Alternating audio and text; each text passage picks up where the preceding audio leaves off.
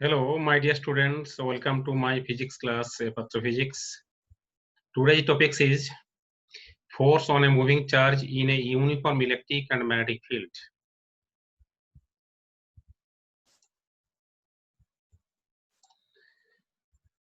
पहले हम लोग का स्टडी करेंगे motion of A charge particle in a uniform electric field. Let us consider that a charge particle of charge plus q and mass m enters at right angles to a uniform electric field of strength E with velocity v along o x-axis as shown in the figure. Given below, the electric field is along o y-axis and acts over a horizontal distance x. Just a figure diagram आप लोग देखो. इसमें जो electric field है that is along the y-axis and it is produced by a parallel plate charge capacitor.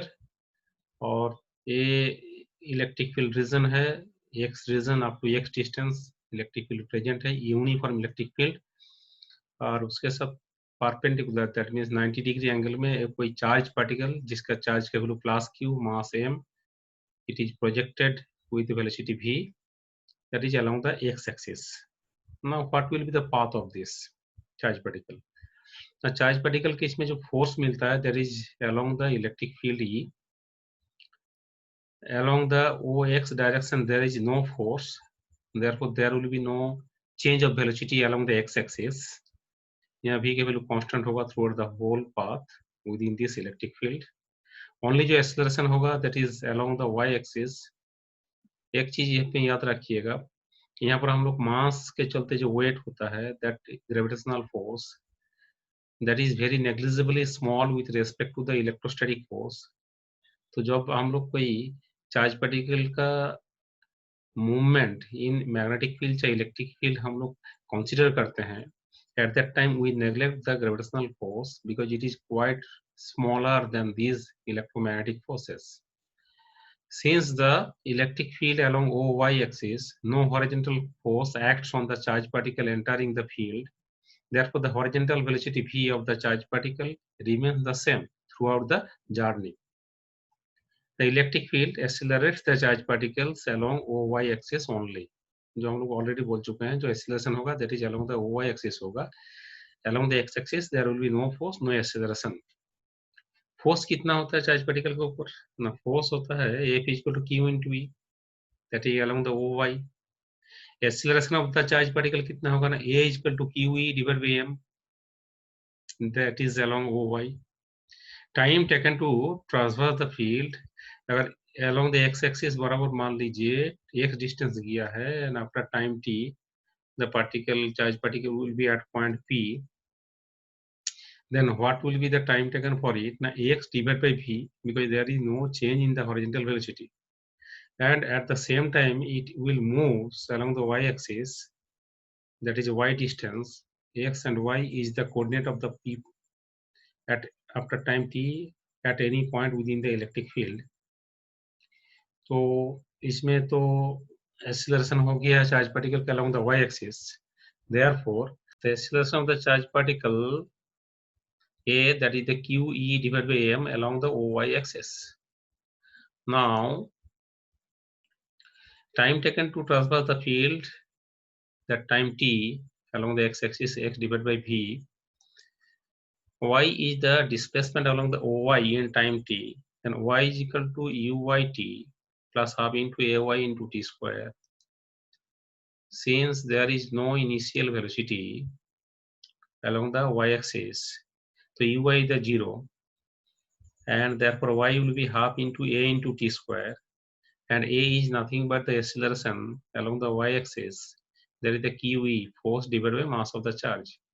E is the electric field, Q is the charge. Therefore, force is the Q into E divided by mass, that is the acceleration, into t square. T के value हम लोग क्या निकाले हैं ना? x divided by v. So ultimately after calculations we get y equal to QE divided by 2m into v square. For the same charge particle Q and m, these two are constant, and when it enter in the uniform electric field E constant with a certain velocity, initial velocity v, that is constant. Therefore, this term is constant term. Therefore, we can write y equal to k into x square, where k is the QE divided by 2m v square. That is a constant. It is nothing but equation of a parabola. This is equation of a parabola. Therefore, inside electric field, the charged particle follows a parabolic path OA. As the charged particle leaves the electric field at A, it follows a straight line path AB tangent to the path OA at A. मतलब electric field के अंदर में जिसका path हो रहा है parabolic path, और जब इलेक्ट्रिक फील्ड से निकल जाता है एट पॉइंट ए, तो पैराबोलिक पाथ का जो टेंजेंट होगा उसके बाद ये स्ट्रेट लाइन बराबर निकल जाएगा, because there is no now force acting on the charge particle. यहाँ से यहाँ जो मूवमेंट होगा तो ये स्ट्रेट लाइन पाथ होगा. ये जो हम लोग रिजल्ट मिला है, it is nothing but result of projectile motion, equation of projectile motion. Practically ये जो प्रोजेक्टाइल मोशन हम लोग पढ़े थे, इन ग्रेविटेशनल फोर्स का अंडर में जो मूवमेंट होता है, ये भी एक प्रोजेक्टाइल मोशन. जब इलेक्ट्रिक फील्ड में कोई चार्ज पार्टिकल का मूवमेंट होता है तो उसका पाथ पैराबोलिक हो जाता है. Always it is not so, जो ऑलवेज पैराबोलिक होगा बात नहीं है. That depends upon initial angle of projection with respect to the direction of electric field. इसका 90 डिग्री एंगल से हम लोग देखते हैं प्रोजेक्टाइल जो पाथ होता है पैराबोलिक पाथ, और इसमें 90 डिग्री छोड़ के दूसरे एंगल में भी इसको प्रोजेक्ट किया जाए तो भी पाथ पैराबोलिक पाथ होगा. लेकिन ऑलवेज पैराबोलिक पाथ नहीं होता है. हम लोग देखेंगे जब थीटा इसमें, तो note 1, when a charge particle of charge plus q is at rest or moving in the direction of electric field, it will experience a force q into E in the direction of E. As a result, the charge particle is accelerated in the direction of E and moving in a straight path. अगर initial velocity अगर 0 होता है, चाहे initial velocity parallel होता है चाहे anti parallel होता है to the uniform electric field, तो in such a cases the motion will be the straight line path along a straight line path, because अगर रेस्ट में है तो इसका acceleration होगा in this direction. Since the field is the uniform electric field, therefore it will accelerate and it will move along this straight line. अगर इसका parallel movement होता है, initial velocity parallel to the electric field in uniform electric field, then path will be accelerated, motion will be accelerated motion and path will be straight line. Even if अगर opposite direction होता है anti-parallel initial velocity, then the path will be against straight line, motion होगा retarded motion, फिर रुक जाएगा, फिर opposite in direction movement start हो जाएगा. तो हम लोग अभी तक क्या समझे, जो एक चार्ज पार्टिकल अगर हम इलेक्ट्रिक फील्ड में रखते हैं, एक मूविंग चार्ज पार्टिकल, इसका पाथ दो टाइप हो सकता है, स्ट्रेट लाइन पाथ हो सकता है और पैराबोलिक पाथ हो सकता है. अभी हम लोग जो नेक्स्ट जो टॉपिक्स है, motion of A charge particle in a uniform magnetic field, ये हम लोग एक नया टॉपिक्स है. ये तो पहले भी पढ़ चुके थे, इस फोर्स बारे में पहले भी पढ़ चुके हैं हम लोग. जो कोई एक मूविंग चार्ज पार्टिकल कोई मैग्नेटिक फील्ड में है, जिस चार्ज पार्टिकल का q हो गया पास q with the charge, m is the mass, and it is moving with the velocity v vector, enter in a uniform magnetic field v vector. It experiences a magnetic force Fm given by magnetic force q into v cross b. The magnetic force Fm acts at the right angles to the plane containing v vector and b vector. The magnitude of this force that will be Fm is equal to qvb sin theta. Theta is the angle between the v vector and b vector. तो ये जो cross product से हम लोग को मिलता है, magnetic force experienced by the moving charge particle in a magnetic field, तो क्रॉस प्रोडक्ट मतलब होता है जो फोर्स होगा that will be perpendicular to both v and b, that is perpendicular to the plane which contains v and b. ये दोनों का साथ ही परपेंडिकुलर होगा. तो इसमें जो Fm की हम बात करें, न्यूमेरिकल वैल्यू की बात करें, that is qvb sin theta.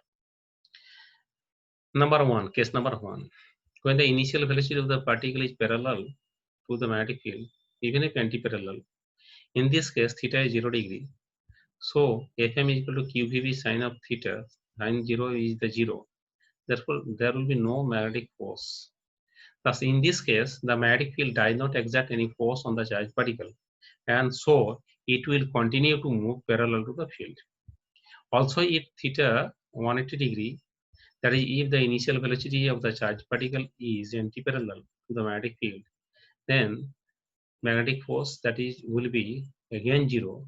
Therefore, the particle will continue to move in the original directions. मतलब अगर इसको फोर्स मिलेगा ही बात नहीं है. Moving charge particle, if it is moving parallel or anti-parallel to the uniform magnetic field, then there will be no force at all. इसके ऊपर कोई फोर्स से काम नहीं करेगा. और नेट फोर्स 0 होने से क्या होगा? It will move along the original directions without any change velocity. Now case 2. When the initial velocity of the particle is perpendicular to the magnetic field. magnetic field का साथ perpendicular है तो क्या होगा? इसमें जो फिगर डायग्राम आप देखिए, एक मैग्नेटिक फील्ड रीजन बताया गया and it is the boundary line of the magnetic field. यहाँ से राइट हैंड साइड में मैग्नेटिक फील्ड है. इसमें जो एक एक डॉटेड लाइन देख रहे हैं, एक होता है, एक प्रोसेस होता है, एक वे होता है to represent the magnetic field lines because it is a 3 dimensional case. तो हम लोग यहाँ मैग्नेटिक फील्ड लाइन से डॉट होता है, एक टाइप का क्रॉस से हम लोग समझाते हैं. तो डॉट होता है that is perpendicular to the plane of the paper and outwards. इसमें जो जितना डॉट है, एक एक मैग्नेटिक फील्ड लाइंस बाहर तरफ निकल के आए हैं. इसमें एक चार्ज पार्टिकल को हम लोग विथ 90 डिग्री, जैसे चार्ज पार्टिकल को इलेक्ट्रिक फील्ड में 90 degree to the magnetic field हम लोग इसमें किए थे. इसमें वो 90 here theta is a 90 degree, so that fm is equal to qvb sin of 90 degree, that is fm is equal to qvb. जब थीटा 90 डिग्री होता है, sin थीटा का वैल्यू 1 होता है, that is the maximum value. therefore at that time force that will be maximum. The magnetic force Fm is always perpendicular to the direction of motion of the charged particle. Therefore, Fm cannot change the speed of the charged particle. It only changes the direction of motion of the charged particle. As a result, the charged particle moves in a circle of radius r perpendicular to the field. मतलब इसमें जो force होगा, that force हम लोग vector notation से पहले जान चुके हैं, always perpendicular to the velocity. This type of force is nothing but the centripetal force. तो centripetal force का काम क्या होता है ना, it only can rotate, change the direction of the moving particle. तो इसमें जो force होता है always perpendicular to v. Therefore it is nothing but a centripetal force. और centripetal force होता है एक no work force बोला जाता है, because at any point the displacement and the force, these two are always perpendicular to each other. Therefore net work done 0, and we know from work energy theorem, when net work done 0, there will be no change of the kinetic energy. मतलब it cannot change the speed, it cannot change the kinetic energy, or it only change the directions. तो इसमें जो है, इसमें आपको जो force मिल रहा है v cross b, that is perpendicular, तो इसमें रोटेट होगा. तो सर्कुलर पाथ में जब रोटेट होगा तो उसका रेडियस होगा definitely. In fact, magnetic force Fm, that is Q into V into V here, provides necessary centripetal force mv square by r to the charged particle to move in a circle, so that QVB is equal to mv square by r. Radius of path कितना होगा? तो हम radius होगा mv divided by qb. Same charged particle, let us say that is proton 1, and same magnetic field. And when the velocity will be more, the radius of the charged particle in circular path, that will be more. For a given charge, mass and magnetic field are varies as v. This means that fast particle moving in a large circles and slow one in small circles. The time period of revolution of the charged particle in the magnetic field is time period t is equal to 2 pi r divided by v, and we know the value of the r mv divided by qb. इसके value हम इस equation में put कर देते हैं, तो 2 pi by v whole into M V divide by Q into B. तो इसमें टाइम पीरियड मिलता है 2 पाई एम क्यू बी. ना interestingly, this time period not depends upon the velocity v or radius r. It only depends upon the charge particle, mass of the charge particle and charge of the charge particle, also the magnetic field. Thus, period of revolution of the charge particle is independent of speed and the radius r of the path. Frequency of revolution कितना होगा? तो हम लोग जब time period निकाल चुके हैं तो फ्रीक्वेंसी 1 by टाइम पीरियड, तो QV divided by 2 pi m. And another term, angular frequency, that is the 2 pi into frequency. And when we put the value of frequency f here, that will be 2 pi QV divided by 2 pi m, that is QV by m. तो हम लोग को अभी भी क्या मिला है, जो time period, frequency, angular frequency are independent of the V and R. In fact, all the charge particles with the same Q by M, Q by M को बोलते हैं specific charge, Q by M का value अगर constant है and moving in the same magnetic field B, will have same value of time period, frequency and angular frequency. Case 3. तो ये तो हुआ हम लोग जब 90 डिग्री में प्रोजेक्ट किए थे, व्हाट विल हैपन, एक बार फिर से एक बार देख लीजिए अभी का डायग्राम। इसमें जो फीड लाइंस है these are perpendicular to the plane and outwards on the plane of the paper. हम चार्ज पार्टिकल क्यू को 90 डिग्री एंगल बना करके भी वेलोसिटी से हम लोग इसके अंदर में प्रोजेक्ट किए हैं, तो उसे एक फोर्स मिलता है that is nothing but the centripetal force. तो उसके चलते ये सर्कुलर पाथ में घूमते रहेगा। तो जितना वेलोसिटी ज़्यादा होगा हम लोग देख चुके हैं, इतने रेडियस भी ज़्यादा होगा। मोर वेलोसिटी मोर रेडियस। तो इसमें फिगर डायग्राम को देख लिया जाए, इसमें एक ही चार्ज पार्टिकल को 3 बार 3 वेलोसिटी से प्रोजेक्ट किया गया है। एक बार v1, another v2, another v2 और बीच में हम देख रहे हो v वेलोसिटी। तो इसके आप अंदाजा लगा सकते हैं हम लोग, जो v2 का वैल्यू सबसे ज़्यादा है, v1 का वैल्यू सबसे कम है, क्योंकि इसके रेडियस सबसे कम है। तो इसमें फिगर डायग्राम से हमको समझ में आ रहा है, जो जितना ज़्यादा वेलोसिटी होगा, इतने से radius of circular path that will be more, but the path will be circular path 1. Now, third case हम लोग पढ़ेंगे, when the initial velocity of the particle makes an angle to the direction of magnetic field. मतलब हम लोग पहले देख चुके हैं, जब 0 डिग्री और 180 डिग्री तब तो स्ट्रेट लाइन पाथ होता है, क्योंकि कोई फोर्स काम नहीं करता है मैग्नेटिक फोर्स उसके ऊपर। जब हम लोग 90 डिग्री में प्रोजेक्ट करते हैं with the magnetic field 90 degree angle, तो उसके बात होता है प्योरली सर्कुलर 1। लेकिन मान लीजिए 0 डिग्री नहीं है, 180 डिग्री नहीं है, 90 डिग्री नहीं है, इसके बाद कोई भी एंगल में प्रोजेक्ट किया जाए, then what will happen, what will be the forces acting on that and what will be the nature of the path. Let us suppose the charge particle moving with velocity v enters a uniform magnetic field B, making an angle theta to the direction of the field. The velocity v can be resolved into two rectangular components.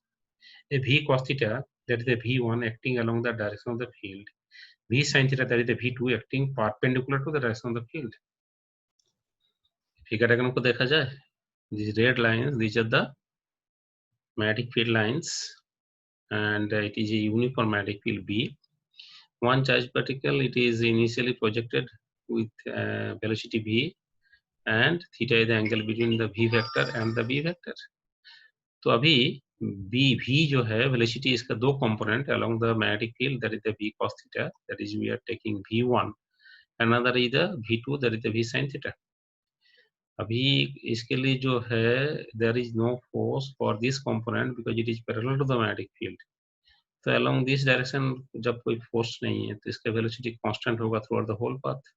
There will be no change of this horizontal component or component along the B. लेकिन जो V2, that is the V sin theta, that is perpendicular component, इसके चलते क्या होगा ना, इसका एक circular path मिलेगा।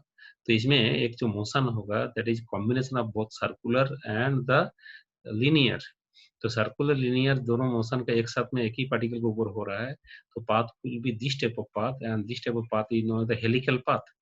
दैट मीन्स इसका जो पाथ का नेचर होगा दैट विल बी हेलिक्स और हेलिकल पाथ, मतलब घूमते घूमते आगे बढ़ते जाएगा, दिस टाइप ऑफ पाथ। तो जब हेलिकल पाथ होता है जस्ट लाइक स्क्रू, जैसे स्क्रू पिच होता है, यहाँ पर हेलिकल पाथ का पिच हम लोग बोलते हैं। तो इसमें एक बार घूमने के लिए जितना टाइम लगता है, उस टाइम में कितना आगे बढ़ते हैं वो डिस्टेंस, दैट डिस्टेंस और linear distance traveled by this charge particle in time to complete one single rotation, जिसको हम टाइम पीरियड बोलेंगे। उस टाइम में जितना आगे बढ़ते हैं उसको हम लोग पिच बोलते हैं। तो इसमें अगर मान लीजिए 90 डिग्री होता तो प्योरली सर्कुलर होता है, इसमें घूमते रहते एक ही जगह पर, एक ही प्लेन में सर्कुलर। लेकिन जब इसमें कोई दूसरा एंगल हो गया है, तो circular motion plus linear motion दोनों का सुपरपोजिशन है, तो एज ए रिजल्ट इसको घूमते घूमते आगे बढ़ते जाएगा। The perpendicular component v2, that is the v sin theta, moves the charge particle in a circular path, while the horizontal component v1, that is v cos theta, moves in the direction of the magnetic field. In other words, the charge particle covers circular path as well as linear path. That is, the particle will follow a helical path. The charge particle rotates in a circle at the speed v2. V2 is the v sin of theta, while moving in the direction of the field with a speed v1, that is the v cos of theta. तो ये आगे बढ़ते जाएगा, साथ-साथ घूमते भी रहेगा। तो इसके रिलेटेड कुछ पैरामीटर्स है एशिया टाइप मोशन के रिलेटेड। सबसे पहले हम रेडियस निकालेंगे। जब रेडियस की बात करते हैं, सर्कुलर पाथ की बात करते हैं, तो सर्कुलर पाथ में जो मूवमेंट होता है उसका स्पीड होता है v2 because the perpendicular component that will responsible for this type of motion. तो इसमें जो आपको सेंटीपिटल फोर्स होगा that is the q into v2 into v होगा, that is equal to m v2 square by r। तो इससे r का value मिल जाए m v2 divide by qv। तो in this case if we put the value of the v2 that is the v sin of theta, मतलब जो sine component velocity होता है that is responsible for the circular motion, और उस हिसाब से radius होगा। Now radius depends upon two factors. Number one velocity v, ज्यादा वेलोसिटी होगा for the same angle theta r will be more. लेकिन अगर वेलोसिटी सेम हो, थीटा डिफरेंट वैल्यू होता है, तो इसमें रेडियस डिफरेंट होगा। जब थीटा का वैल्यू 90 डिग्री होता है तो प्योर सर्कुलर मोशन होता है, उस टाइम रेडियस सबसे ज्यादा होता है, जो हम लोग ऑलरेडी देख चुके हैं, that is mv by qv। Now what is the time period? Time period t that 2 pi r divide by v2, क्योंकि जो सर्कुलर मोशन होता है उसका स्पीड होता है v2, तो 2 पाई डिवाइड बाई v2, और हम लोग को मिल चुका है इसमें m v2 divided by qv। तो v2 कैंसिल हो गया है, तो t is the 2 pi m qv। At the same time, we can get also the frequency. 1 by time period is the frequency, there is the qv divided by 2 pi m, and the angular frequency there is the q by m। तो एक चीज observe करने वाला बात है, इसमें ना तो r है, ना तो v है, ना तो थीटा है। मतलब चार्ज पार्टिकल सेम हो, कोई q by m हो चार्ज पार्टिकल का, मैग्नेटिक फील्ड सेम हो, तो 0 डिग्री और 180 डिग्री छोड़ के कोई भी एंगल में प्रोजेक्ट किया जाए, उसका जो सर्कुलर पाथ घूमने के लिए जो टाइम पीरियड होता है वो सेम रहेगा। मतलब थीटा 30 डिग्री है ना 40 डिग्री है, v के बदल हम 2 भी कर दिया तो भी टाइम पीरियड सेम होता है, फ्रीक्वेंसी सेम रहता है। एक बहुत एक इम्पोर्टेंट कॉन्सेप्ट है, इसके ऊपर numerical questions, conceptual questions, multiple choice questions पूछा जाएगा। जैसे अगर एंगल ऑफ प्रोजेक्शन 30 डिग्री था, बाद में इसको 40 डिग्री कर दिए हैं, चाहे 50 डिग्री कर दिए हैं, what will be the ratio of the time period? There will be no change of the time period because time period not depends upon the r, not depends upon the theta, not depends upon the velocity v। Here also it is the interesting observations। ये पहले ही circular path के लिए जो मिला था, helical path के लिए हम लोग time period, frequency and the angular frequency, तीनों का जो मैथमेटिकल एक्सप्रेशन सेम ही मिला है। अब एक पहले बात कर चुके थे pitch of the helix. It is the linear distance covered by a charged particle when it completes one circular revolution। That is, it is the linear distance covered by a charged particle during time t। तो pitch क्या होता है ना, pitch होता है pitch of the helix, that is the v1। Linear speed कितना होता है v1, जो along the direction of the magnetic field v था, इनटू टाइम पीरियड। तो टाइम पीरियड का वैल्यू हम मिल चुका है, यहाँ से टाइम पीरियड वैल्यू हम पुट कर देंगे, तो v cos theta divide by 2 pi m divide by qv। तो d कितना होगा, v cos theta 2 pi m by qv। तो अभी ये जो हो गया इसका पिच। तो अभी से हम लोग एक समरी कर लेते हैं, देख लेते हैं, एक बार रिव्यू कर लेते हैं। If the charge particle is at rest, v is equal to 0 in a magnetic field, तो एफएम क्या होता है ना, 0 होता है। मतलब रेस्ट में होगा तो v 0, तो कोई फोर्स नहीं मिलता है। थीटा का वैल्यू 0 डिग्री 180 डिग्री होने से भी फोर्स नहीं मिलता है। मैक्सिमम फोर्स कब मिलता है, जब थीटा 90 डिग्री होता है। कितना होता है ना, Q V B, it is the maximum force. If theta is not equal to 0 degree, not 180 degree, and not 90 degree, the charged particle describe a helical path. Since the magnetic force Fm is equal to Q into V cross B, therefore it always perpendicular. This force is always perpendicular to velocity. Therefore, work done by the magnetic field on the charged particle is 0. It means that kinetic energy of it remains constant in the magnetic field. That means ये जो force, कभी भी जो force मिलता है magnetic force, it can only change the direction, it can only rotate the charge particle, but it can not change the kinetic energy because it is a no work force. Centripetal force कोई भी kinetic energy change नहीं कर सकते हैं। अभी ये जो एक साथ में हम लोग ये जो जब दोनों चीज पढ़ चुके हैं अभी तक, जो फोर्स एक्सपेरिमेंट है चार्ज पार्टिकल इन इलेक्ट्रिक फील्ड इन magnetic field, moving charge particle के ऊपर कितना फोर्स है। मूविंग चार्ज पार्टिकल नहीं होगा तो मैग्नेटिक फील्ड में कोई फोर्स मिलेगा ही नहीं। भी दोनों एक ही साथ में रख दिया जाए, electric field, magnetic field. The total force explained by the charge particle moving in a region where both electric and magnetic field are present is called Lorentz force. Lorentz एक साइंटिस्ट का नाम है, उसी के नाम पे फोर्स हो गया Lorentz force. Let us suppose a charged particle of charge plus q moves with a velocity v in the presence of both electric field E and the magnetic field B. Therefore, the electric force कितना होगा? Fe is equal to q into E, act in the direction of the E and does not depend on velocity of the charged particle. Magnetic force explained by the charged particle कितना होगा? ना, that is q into v plus b. ये दोनों हम already पढ़ चुके हैं, बहुत बार देख चुके हैं ऑलरेडी। अभी एक साथ में दोनों फोर्स की हम बात करें तो दोनों का साम आप होगा, तो हम एफ लिखेंगे एफ ही, that is electric Lorentz force बोलते हैं, it is the magnetic Lorentz force, as a whole it is the total Lorentz force. Q को कॉमन लेकर हम लोग लिखेंगे तो F equal to Q into E plus V cross B, it is the expression for the Lorentz force. Exam में ऐसा पूछा गया what is Lorentz force, write the expression of the Lorentz force. Board exam में several times पूछा गया है, तो आप इतना ही अगर लिख देते हैं तो आपका हो जाता है what is the Lorentz force. Special case अभी देखा जाए लॉरेंज फोर्स का, when v vector, e vector and b vector all these are collinear। Collinear का मतलब होता है आइदर पैरेलल और एंटी पैरेलल। तो अगर पैरेलल होगा, एंटी पैरेलल होगा तो थीटा का वैल्यू होता है 0 डिग्री और 180 डिग्री। एट दैट टाइम जो मैग्नेटिक लॉरेंज फोर्स 0 हो जाता है and it will experience only the electric Lorentz force and that is the Q into E. अगर कोलिनियर तीनों वेक्टर हो जाता है तो जो फोर्स बचता है that is only electric force. और इलेक्ट्रिक फोर्स में क्या होता है ना, उसका स्पीड भी चेंज होता है, इन दिस केस मोमेंटम भी चेंज होता है, काइनेटिक एनर्जी भी चेंज होता है। Second case, the interesting one, when v vector, e vector and b vector are mutually perpendicular to each other। जब तीनों का तीनों आपस में परपेंडिकुलर हो जाए तो ये टोटल फोर्स हम लोग कैसे एक्सप्रेशन लिखेंगे, दैट इज क्यू इनटू जो आपको लिखना होगा इतना। अभी ऐसा कोई वैल्यू हम सेट कर पाए, ई के वैल्यू चाहे बी के वैल्यू, सच दैट इसमें ए का वैल्यू 0 हो जाएगा, लॉरेंज फोर्स 0 हो जाएगा, तो charge particle will pass through the field. दोनों फील्ड एक साथ में है और दोनों परपेंडिकुलर है और दोनों इक्वल और अपोजिट अगर हो जाए कभी भी, तो ये जो pass through the field without any change in its velocity, that is it will go undeflected. दोनों का साम 0 होगा तो एक दूसरा का अपोजिट और इक्वल होगा। अभी इसे एक सिचुएशन यहाँ क्रिएट किया गया है, आप देखो यहाँ पर एक पैरेलल प्लेट कैपेसिटर हम लोग ले लिए, इसका अंदर में इलेक्ट्रिक फील्ड है जो positive plate to negative plate तरफ से यूनिफॉर्म इलेक्ट्रिक फील्ड है। इसमें डॉटेड लाइन हम लोग किए हैं एक यूनिफॉर्म मैग्नेटिक फील्ड समझाने के लिए, और वो perpendicular to this plane and outwards, cross होता तो इनवर्ड्स होता है, आउटवर्ड्स होता है।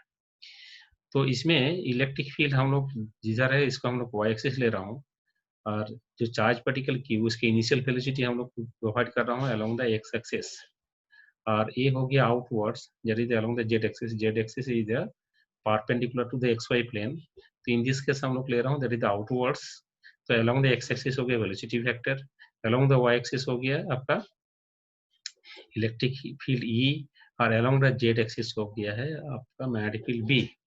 अभी ध्यान से थोड़ा सा देखिए, यहाँ पर एक सिस्टम बनाया गया है, इसमें स्लीट एक है दैट इज होल है, इसमें एक चार्ज पार्टिकल का फ्लो हो रहा है, beam of charge particles, different velocity different charge different mass वाला इसमें अंदर में आ रहा है, एक स्लीट है, एक तो बीम बनाया गया इसमें। तो फिर 90 डिग्री एंगल में इसको अलाउ किया जा रहा है एंटर करने के लिए, 90 degree to both electric field and magnetic field. तो उसके बाद उसका वो जो फोर्स काम करता है, कोई एक चार्ज पार्टिकल की बात सोचा जाए जिसका चार्ज क्यू, तो उसकी इलेक्ट्रिक फोर्स होगा कितना, किधर होगा ना, क्यू इंटू ई होगा along the Y axis. Magnetic force किधर होगा ना, मैग्नेटिक फोर्स होगा वो यहाँ पर देखिए v क्रॉस बी, तो इधर v cross B, right hand thumb rule, right hand rule apply कीजिए, v cross B clockwise order में हो रहा है तो किधर होगा, डाउनवर्ड्स होगा, perpendicular to the v and b, that means X Z plane के साथ परपेंडिकुलर होगा, तो क्या होगा ना along the negative Y axis होगा। तो ऐसा सिचुएशन में जो मैग्नेटिक फोर्स और electric Lorentz force these two are opposite in directions, opposite direction तो हो गया है। अभी ऐसा कोई वैल्यू हम सेट करेंगे, मतलब यहाँ जो प्लेट है, प्लेट में पोटेंशियल डिफरेंस चेंज करेंगे तो ई के वैल्यू चेंज होगा, चाहे एक इलेक्ट्रोमैग्नेट हम लोग यूज किए हैं, इसका मतलब से हम बी के वैल्यू चेंज कर सकते हैं। चेंज करते करते ऐसा एक वैल्यू मिल जाएगा जब ये दोनों इक्वल हो जाएगा, दोनों का वैल्यू जब इक्वल हो जाएगा तब नेट रिजल्टेंट फोर्स 0 होगा। तो ये सीधा निकल जाएगा, सीधा निकल जाएगा। तो इसमें यहाँ पर एक अनदर एक स्क्रीन रखें जिसमें एक स्लिट रखें, तो ये स्लिट से निकल जाएगा। तो कौन सा वेलोसिटी होगा हम लोग दिखाएंगे अभी, that will be v equal to E by B. इसमें जितना चार्ज पार्टिकल्स होगा वेलोसिटी अगर ई बाई बी के बराबर होगा तो सीधा निकल जाएगा सब। तो इसमें देखिए when electric force Fe QE on the charged particle is equal and opposite to the magnetic field, magnetic force Fm, that is the QVB। QVB क्यों लिख रहा हूँ ना, यहाँ theta 90 degree on the particle will go undeflected through the fields, क्योंकि equal opposite हो जाने से नेट फोर्स 0 होगा तो अनडिफ्लेक्टेड निकल जाएगा। QE is equal to QVB, that is V is equal to E by B. This particular principle used in the velocity selector to get charged beam of particular velocity out of a beam of charged particles having different velocities. V is equal to E by B not depends upon the Q or M of the particle। मतलब ऐसा कोई situation चाहिए, कुछ experiment का हमको जरूरत पड़ता है जो डिफरेंट चार्ज पार्टिकल्स है बट दे सबका वेलोसिटी सेम है, ये सबको निकाल के अलग कर लीजिए। वेलोसिटी अगर E बाई बी के बराबर होगा तो सीधा निकल जाएगा। तो इसमें इसका इन द सेम लाइन बराबर कोई स्लिट रखते तो वहां से निकल के बाहर आ जाएगा। इसमें कोई भी चार्ज पार्टिकल हो, चाहे इसका चार्ज का वैल्यू कुछ भी हो, एम का वैल्यू कुछ भी हो, जो सीधा बाहर निकल के आएगा सबका वेलोसिटी सेम होता है। तो ये कुछ एक्सपेरिमेंटल सेटअप है जिसमें वेलोसिटी सिलेक्टर बोलते हैं, चाहे वेलोसिटी फिल्टर जो भी बताइए। अगर नहीं होगा तो आइदर दूसरा टाइप डिफ्लेक्टेड हो जाएगा। इसमें स्क्रीन है उसको ब्लॉक कर देते हैं, तो जिसका वेलोसिटी होगा ई बाई बी वही निकल सकता है। तो ये था, हम लोग लॉरेंज फोर्स की बात किए हैं, force experiment by charge particle in both electric field and magnetic field separately बात किए हैं, और साथ साथ एक साथ बात की कितना टाइप का पाथ हो सकता है। इलेक्ट्रिक फील्ड में स्ट्रेट लाइन हो सकता है, पैराबोलिक हो सकता है, और मैग्नेटिक फील्ड में आपका स्ट्रेट लाइन हो सकता है, सर्कुलर हो सकता है, और हेलिकल हो सकता है। इसका सारा कॉन्सेप्ट हम लोग आज लिए हैं। इसको ऊपर बेस्ड करके हम लोग पढ़ेंगे cyclotron, that will be available in the next video.